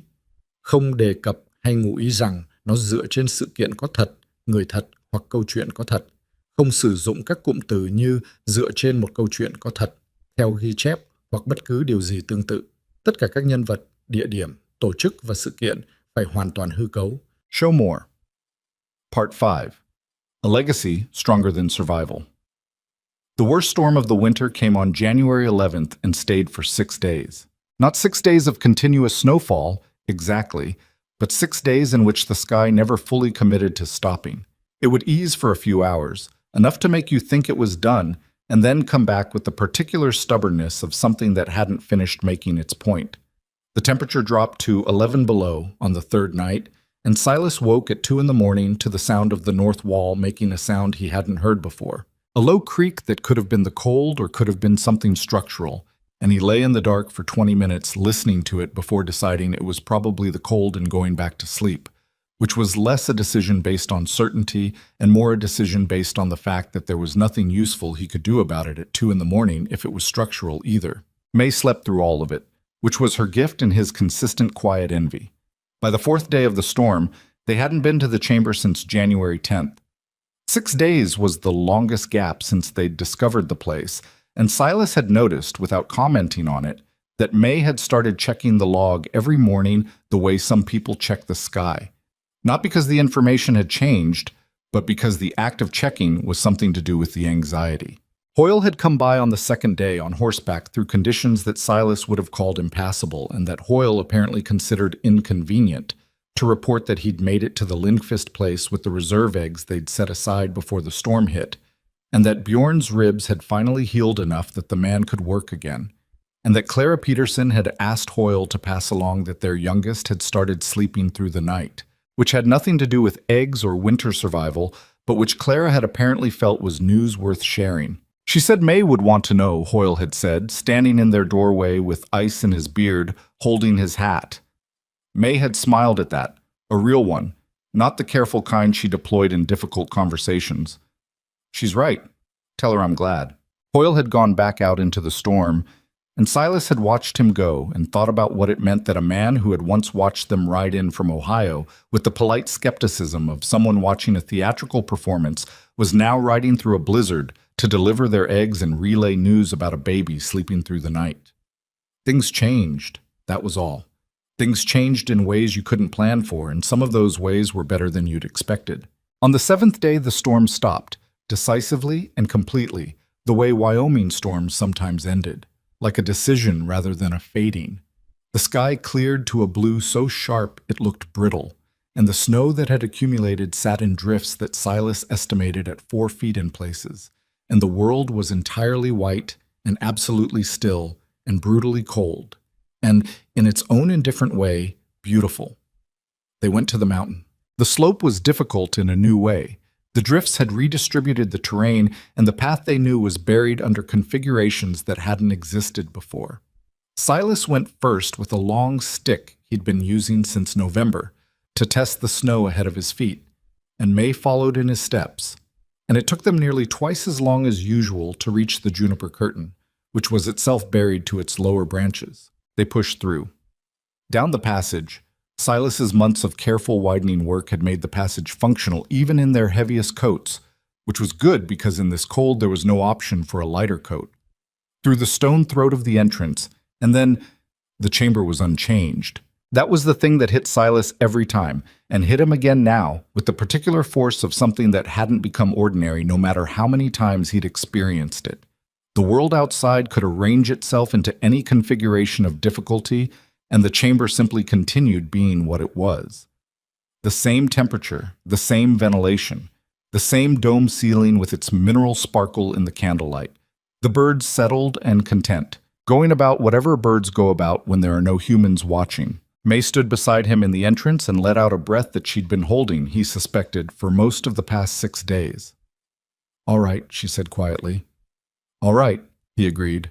They worked through the full zone rotation that morning, checking every marked egg, noting every new abandonment, updating the log with the careful completeness that May had never allowed to slip even on mornings when she was tired or the cold made her hands stiff. The number in the log, when they'd finished and were sitting on the work ledge near Zone D, was significant. Total collected since October, May said, reading from the log. 412 eggs. Given away, she paused, running her finger down the column. 339, across 7 families. 7, Silas said. He hadn't quite tracked that number. They'd started with 3 and he knew others had been added, but the exact count hadn't registered. When did it become 7? Mrs. Haskell, the Petersons, the Lindqvists, Hoyle, the Olsons, that's 5. Then the Marchetti family in December, when Rosa Marchetti came to us directly and asked. May closed the log. And the Burkes. Hoyle told us about the Burkes in early January, remember? He did remember vaguely, a family on the far eastern edge of the valley that Hoyle had been monitoring because the husband had been sick since November, and the wife was trying to manage the homestead alone with 2 teenagers. We never met them, he said. Hoyle handled those deliveries, but they're in the log. Silas sat with the number for a moment. 339 eggs. 7 families. A winter that had not broken anyone in this valley, at least not yet, with the worst of it theoretically behind them now. February was brutal, but it was at least a known brutality, the kind you could see the end of from where you stood. May, he said. Do you think... He stopped, restarted. When we started, I was thinking about us, about getting through to spring. That was the whole thing. I know.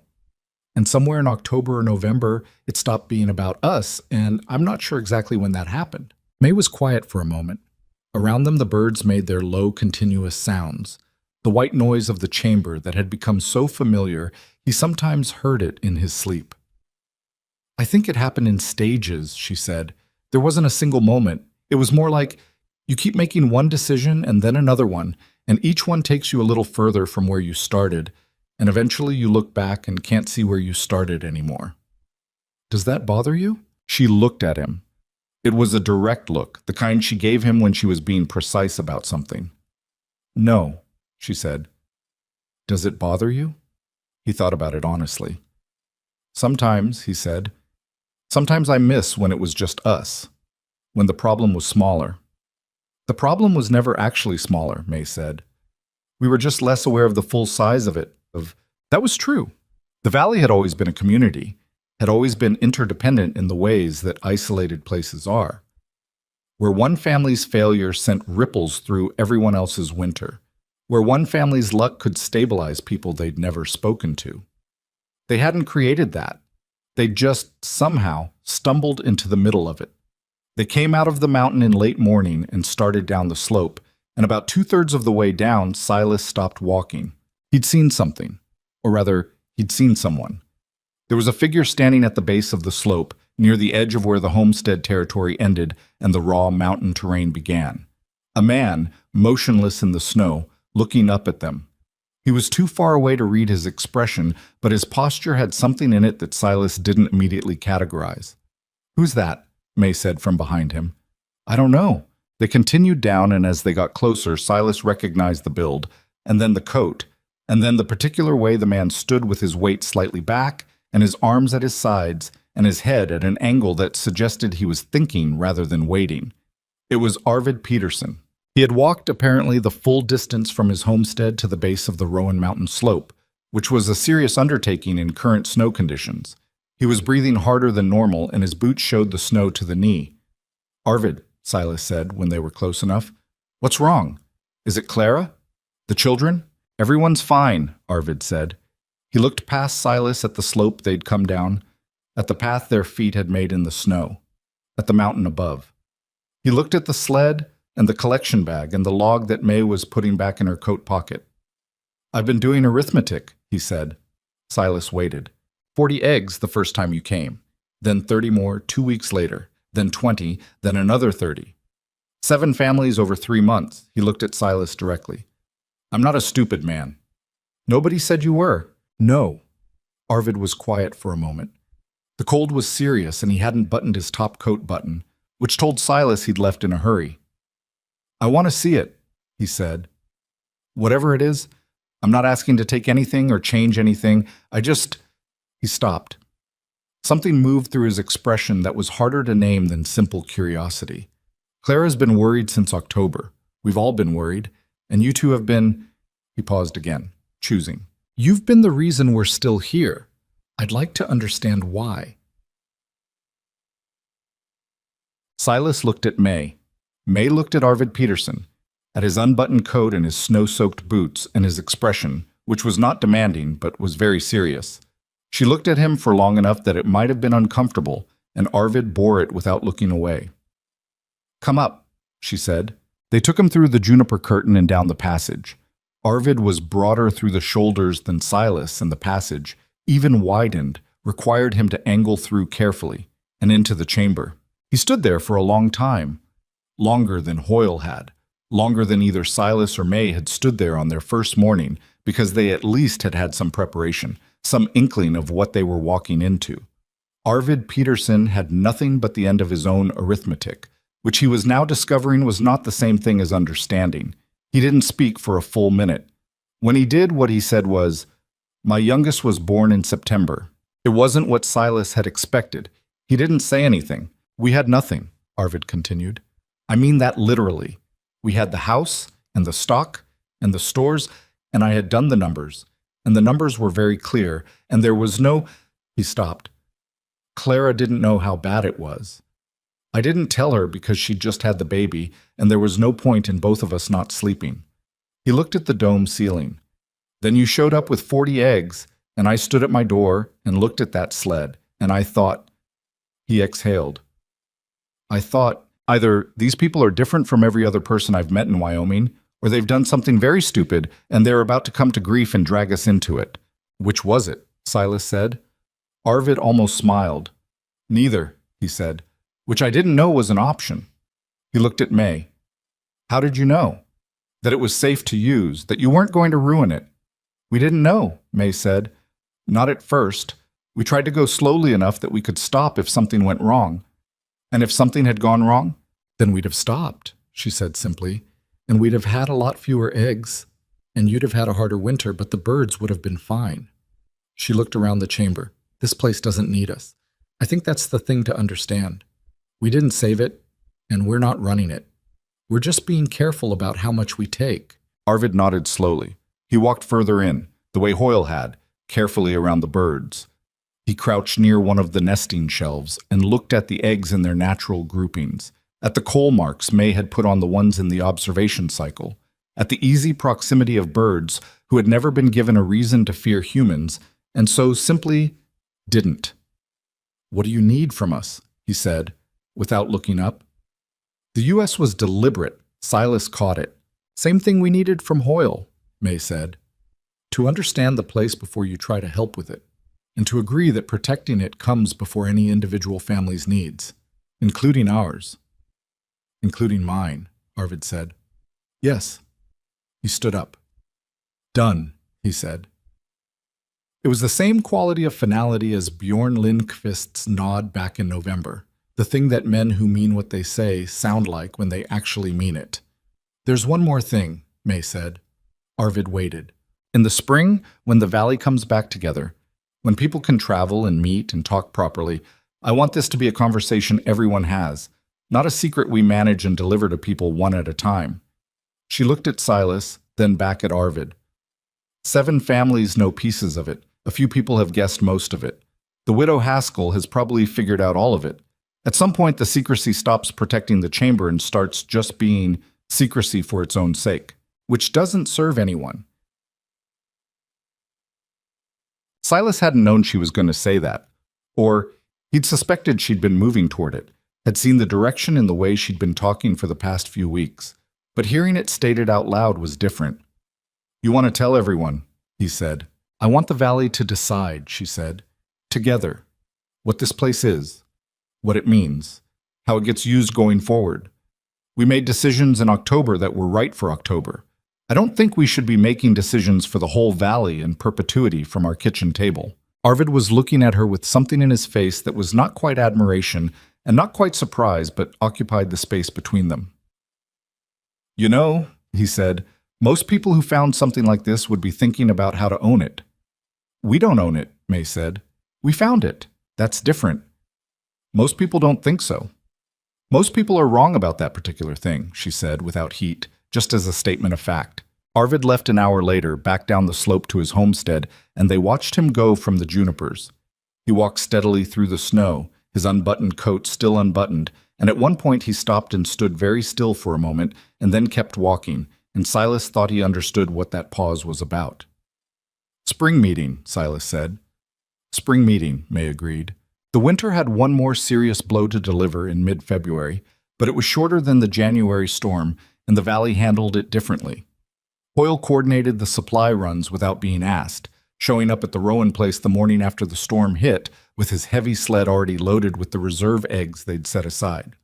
Arvid Peterson had spoken to Bjorn Lindqvist, who had his ribs back and his full strength and could now make the northern route that had been hardest for the others. The widow Haskell, who had not been told officially but had organized herself officially regardless, had apparently spent the storm preparing a quantity of preserved vegetables from her root cellar and sent them out with Hoyle on his second run as a supplement to the eggs. "She said to tell you," Hoyle reported to May, "that eggs are protein but they're not everything, and she's been doing this long enough to know the difference." "She's right," May said. "She usually is." What Silas noticed in those February days was that the system no longer required them to manage it. That was the thing that crept up on him quietly, and then announced itself one afternoon when he realized he hadn't made a delivery decision in 4 days because Hoyle and Arvid and Lindqvist had made them, correctly, without consulting him. He mentioned this to May and she said, "Good," without looking up from the log she was updating. "Doesn't that bother you?" he said. That we're not necessary?" She looked up. "Silas, the goal was never to be necessary. The goal was to make sure the valley got through the winter. We did that. The fact that it's running without us now means we did it right." He sat with that. He wasn't sure he entirely believed it. There was a part of him, he admitted to himself honestly, that had gotten used to being the person who knew, the person who had figured something out that other people hadn't. It was a small pride, maybe an unworthy one, but it was real. "Also," May said, returning to the log, "we're still necessary. Nobody else has been tracking the behavioral patterns in Zone F." He laughed. It caught him off guard, the laugh. A real one from somewhere that had been too cold and too worried and too busy for laughing. May looked up at the sound of it and smiled, and for a moment the kitchen was just a kitchen and they were just two people who had gotten through something hard. The Valley meeting happened on the first Saturday in April. It had taken 2 weeks of coordination, mostly by Hoyle and Arvid working together, to get all 7 families in the same place at the same time. The location was the Peterson barn, which was the largest enclosed space in the valley, and which Clara had spent 2 days cleaning in preparation with an attention to detail that suggested she understood this was not an ordinary gathering. Silas and May drove there in the morning with the map, the full map, both sheets, properly finished now, and mounted on a piece of board May had prepared, and the log, which ran to 63 pages of careful notation. Everyone was there when they arrived. 14 adults and 11 children, which made the barn feel occupied in a way that Silas realized he'd been missing without knowing it. The widow Haskell was in the corner on a chair that someone had brought for her, and she looked at Silas when he came in with an expression that contained several layers of told you so, none of which she voiced. Hoyle ran the meeting, which was May's suggestion because she didn't want it to look like she and Silas were in charge of something that was supposed to belong to everyone. He was good at it, practical, fair, not given to speeches. He laid out the facts briefly and accurately.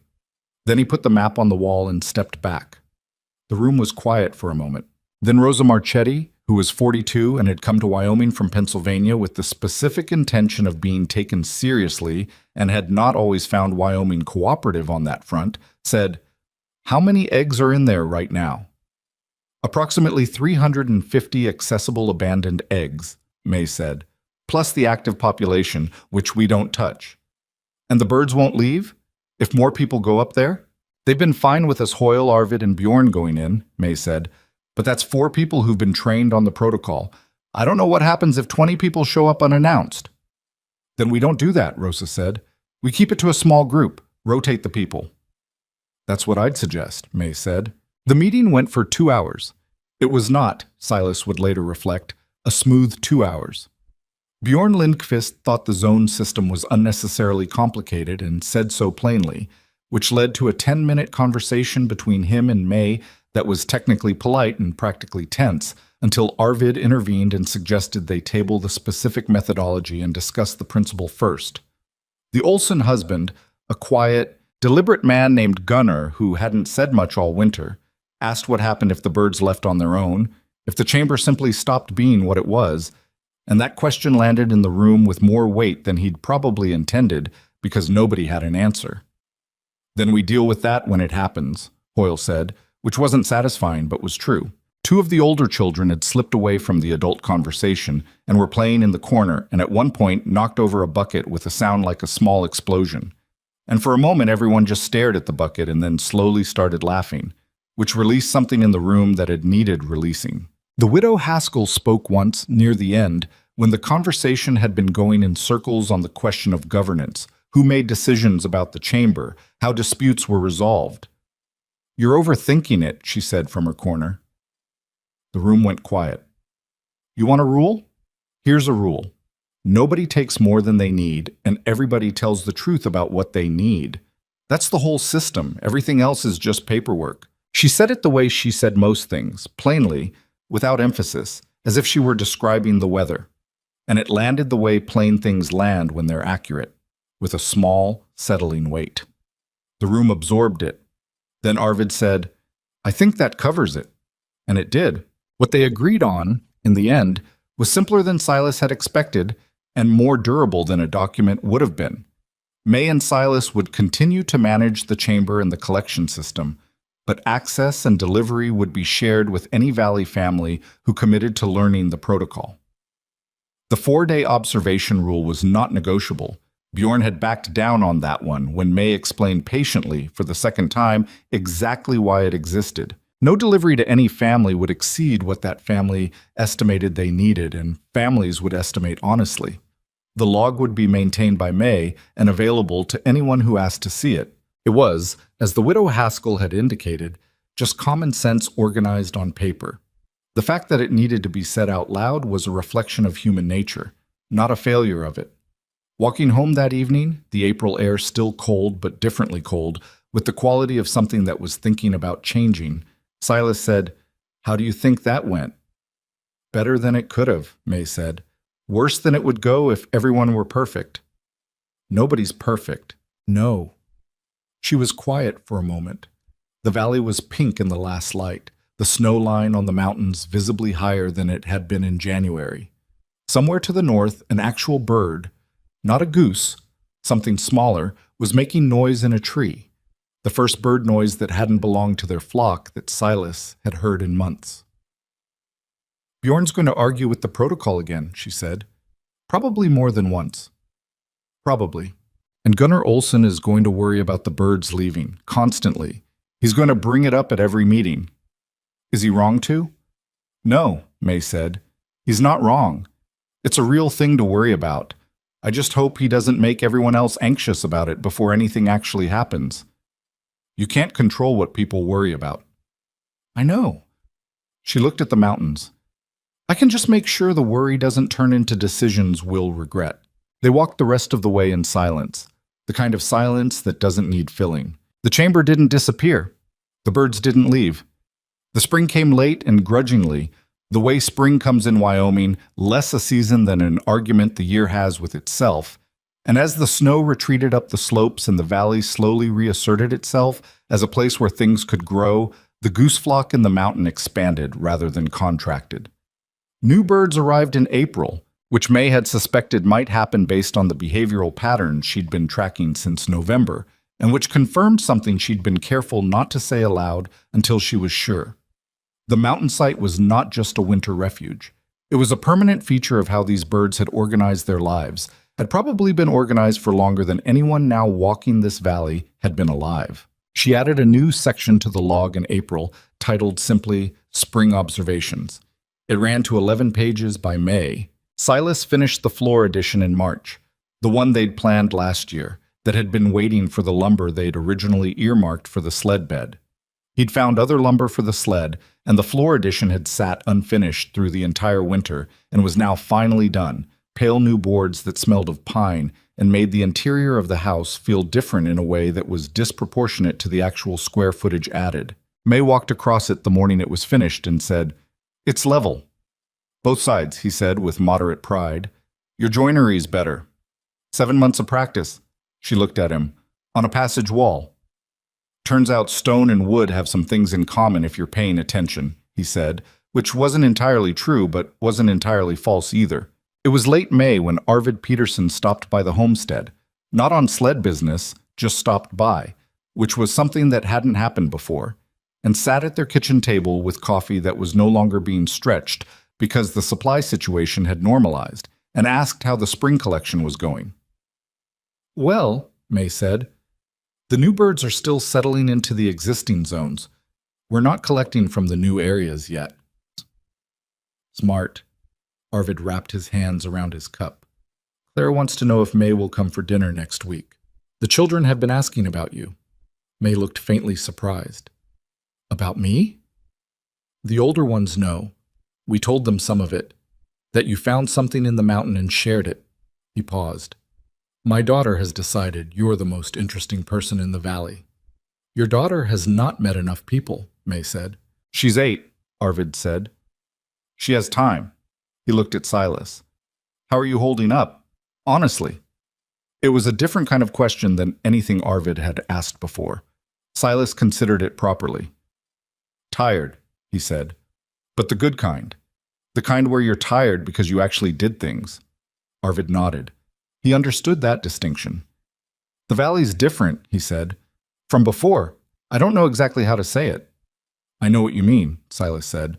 "It's not that everything's easier. The work is the same, the weather's the same, half my fence is still in bad shape, and spring planting is going to be what it's always been." He looked out the window toward the mountains. "It's more like we know things about each other now, things you only find out when the situation is bad enough to require them." Silas looked at the map, which was still on the wall above the table, and which he suspected was going to remain there indefinitely. He looked at the log, which sat beside it on the shelf in its growing stack of pages. He looked at May, who was listening to Arvid with the full attention she gave things that deserved it. He thought about October, about 43 days of food, and 11 geese, and 1 crack in a cliff face.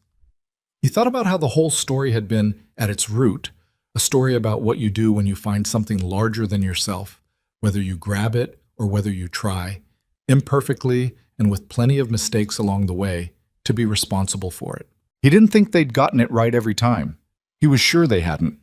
There were eggs they'd taken too early, and decisions they'd made from incomplete information, and at least 2 conversations with Hoyle in January that he wished he'd handled differently.